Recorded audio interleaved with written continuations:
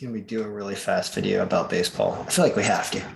We have to. I'm free. I got in front of a computer. I was able to update lineups all the way through to the Oakland game, which starts at 3:30. It's 2 o'clock right now on the East Coast. So I've made some updates and I also made another wager.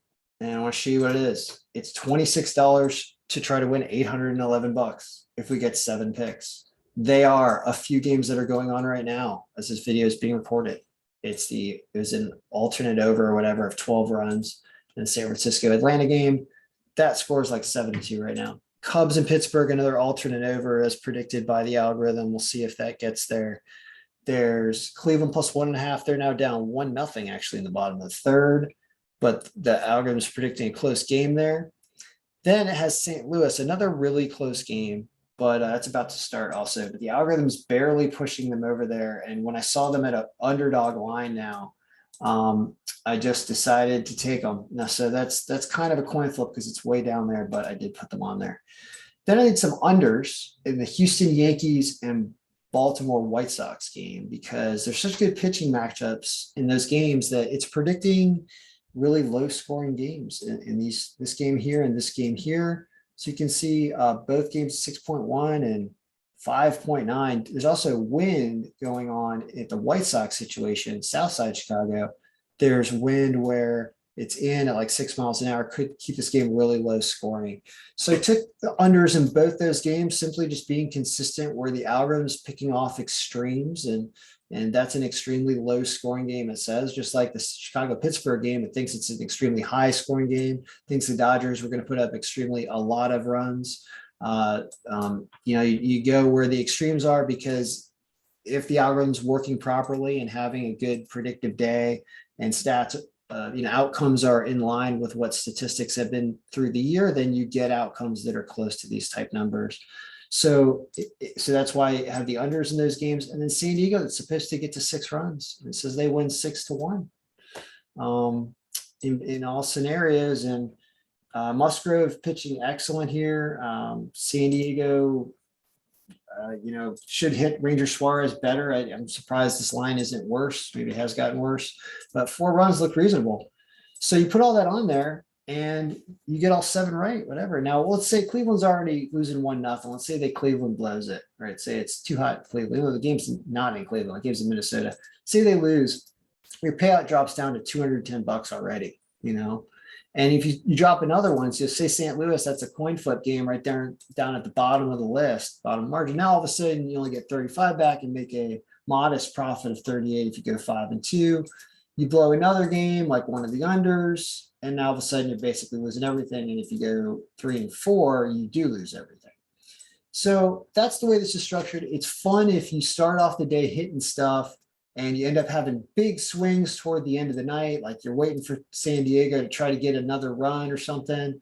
And, it's the difference is like 800 or 173, it's crazy swings, right? That's over $600 swing on potentially the last game if everything else is done and you've won it already on a $26 bet. That's what I enjoy about wagering in this parlayed round robin fashion. You're obviously not going to win every day. You're not even going to win every week if you really want to hit 7 sometimes, but sometimes you will, depending on how many you wager. If we do 2 a day, we can be pretty sure that 1 out of every 5 days, we're going to go 6-1 or better on one of those days, on one of those tickets on average, because about every 5 days, the algorithm really, really knocks it out of the park. And yesterday was a fairly good day, but I ended up betting against the algorithm down here and losing, so I missed it. But you don't miss it every day when you listen to the algorithm, hopefully. So if it's going to hit really well once out every 5 days, then you will hit 6-1 or better. Now, going 6-1, depending on which game you lose, does it pay more than 5 or 6-1? Barely here it does, but this is a well-paying ticket, right? What about on the other ticket?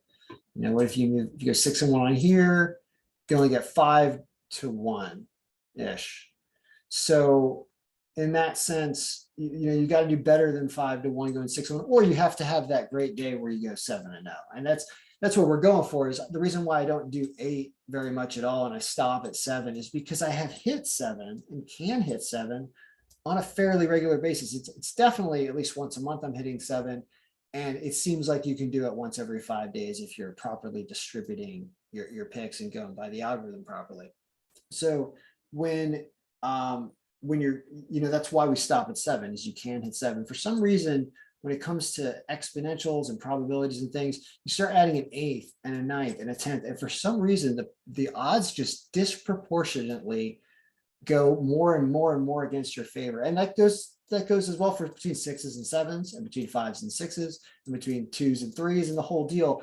But it just, when you really get out to these type of numbers, I think it grows even faster. And it becomes more and more difficult. And even though the payouts are immense, I can only remember hitting 8 like one time a couple of years ago. Even now, it's been so long since I've really hit 8, but 7s all the time.